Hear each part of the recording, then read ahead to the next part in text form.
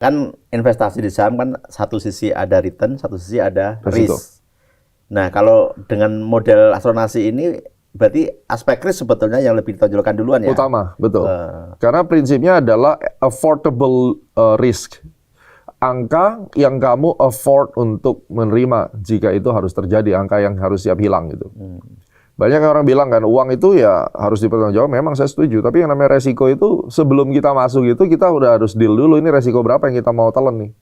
Kalau kita bilang trading tuh atau investing nggak ada resiko ya SBN, deposito. Yang namanya udah masuk ke financial market, capital market, equity market itu hakikatnya adalah high risk investment. Ya. Gitu. Harus siap dengan resiko ya. Betul. Ya. Betul. Oke. Kondisi sekarang, kalau pakai model asuransi sudah banyak peluang belum? Minggu ketiga Juli itu mulai kan. Jadi Baru minggu ketiga Juli. bottoming-nya itu harusnya secara modelnya minggu ketiga Juli itu. Pre-bottom-nya dari minggu kedua Juni, ya kan itu pre, berarti masih mulai melandai gini. Juli minggu ketiga itu begini, sampai Agustus minggu pertama. Jadi minggu ketiga Juli itu begini. Terus pelan-pelan naik begini. Sampai akhir tahun? Sampai akhir tahun harusnya. Makanya kan sekarang yang lagi kita kaji ulang dengan ancaman MSCI November dia mau balik lagi. Terus ini belum Dow Jones sudah muncul. S&P. Ya, saya berspekulasi. Indonesia ini negara yang unik sekali. Kayak kebal gitu. Jadi kalau dihantam satu fenomena pertama itu pasti rontok kita. Apapun itu. Pokoknya fenomena harus baru ya. Covid ya. Terus bom misalnya. Yeah. Pertama itu pokoknya drop. Diancam turunin itu.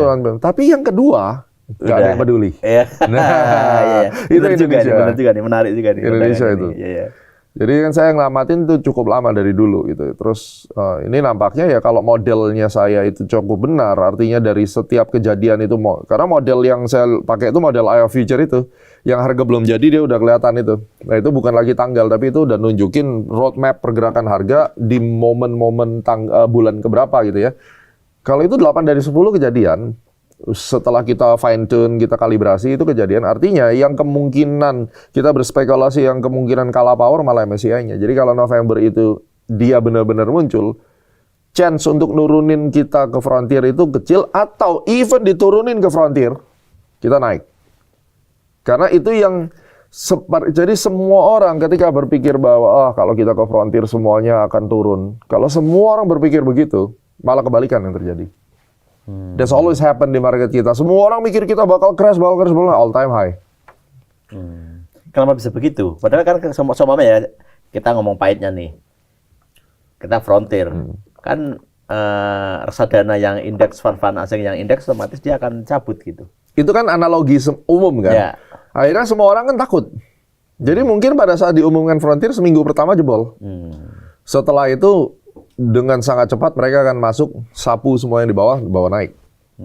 Karena saya punya teori yang berlaku sejak krisis subprime mortgage yang saya pelajari. Mereka itu akan selalu cari cara di negara manapun untuk bikin chaos, lalu mereka beli barang murah. Itu konsep shadow hand. Kita selalu ngomong shadow hand. Apakah itu shadow hand lokal ataupun shadow hand interlokal lah ibaratnya kalau zaman dulu telepon itu. Ya, mereka akan selalu bermain seperti itu.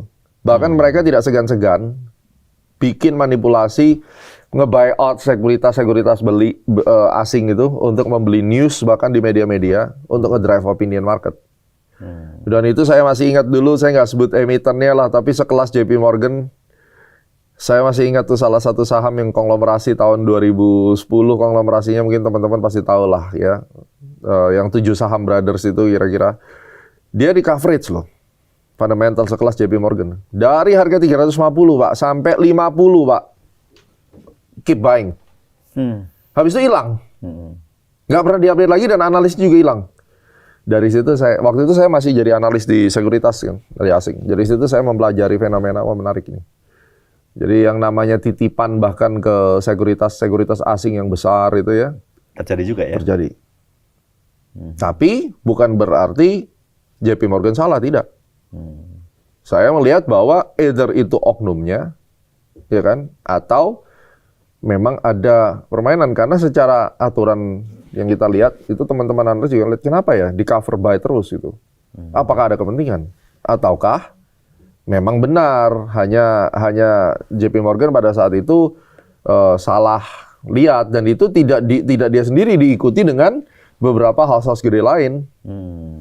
Gitu. Iya.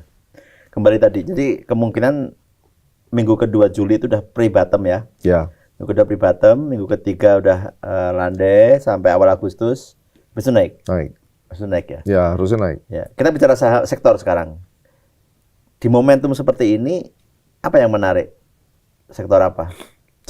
Jadi market Indonesia sekarang kebagi 4. Yang pertama adalah tetap banking itu sebagai backbone market. Ya, banking, himbara ya, yang gede-gede. Terus kemudian kita lihat mining itu tetap, karena perang ini bagaimanapun buat energi dan mining ya, setelah mining energi gitu ya. Dan yang 4-nya konglomerasi. Itu doang yang drive market sekarang 4 ini. Banking, Big Bang ya. Ya. Big Bang, mining, energi, konglomerasi. Itu aja ya. Itu aja udah. Dan energinya tuh bisa datang dari macam-macam. Kayak grupnya Bakri juga bisa kadang-kadang muncul energinya. Terus kalau oil ya pasti larinya Medco. Kalau metal mining ya cari yang emiten-emiten yang berbasis metal. Baik itu precious metal ataupun yang normal ya, metal normal gitu.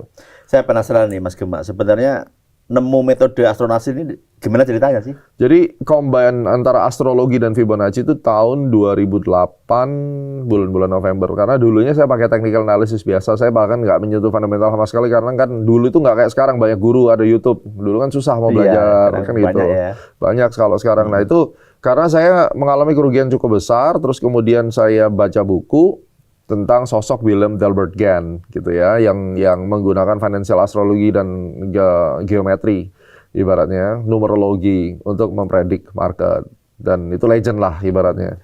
Terus kita combine bahwa saya menyadari bahwa ternyata saya rugi di market itu karena terlalu cepat atau terlalu lambat untuk eksekusi. Itu akhirnya lari ke tadi timing. Betul. Dari sana saya oprek, saya combine, cari celahnya mereka, kesalahan di mana, inefisiensi di mana, terus akhirnya saya kukuhkan astrologi dan Fibonacci itu dan menemukan cycle pertama memang di IHSG. Jadi IHSG itu adalah indeks saham yang paling mudah dipetakan cycle-cyclenya. Kalau dibandingkan yang lain, Indonesia termudah. Dow Jones, Nasdaq itu karakternya agak berbeda. Mudah-mudahan lah tidak berubah. Tapi ya so far hampir 20 tahun ini perjalanan saya di time trading ya, itu tidak berubah ya segini. Time trading itu juga bisa mengidentifikasi individual saham, nggak hanya market individual kan? Juga. Tapi kan kalau saya menganut top bottom, saya selalu dari atas karena induk. Itu mungkin enaknya ya IHSG ya. Jadi kalau induknya sakit, semua sahamnya hampir semua sakit gitu. Kalau di Amerika kan nggak. Saking gedenya mungkin marketnya. Jadi Dow Jones-nya sakit belum tentu saham-saham yang lainnya sakit semua gitu. Menarik sekali nih metodenya. Nah, mulai menggunakan ini di 2009 metode ini. Betul. Tadi winning rate-nya cukup tinggi ya kalau kita oke lah, acceptable lah.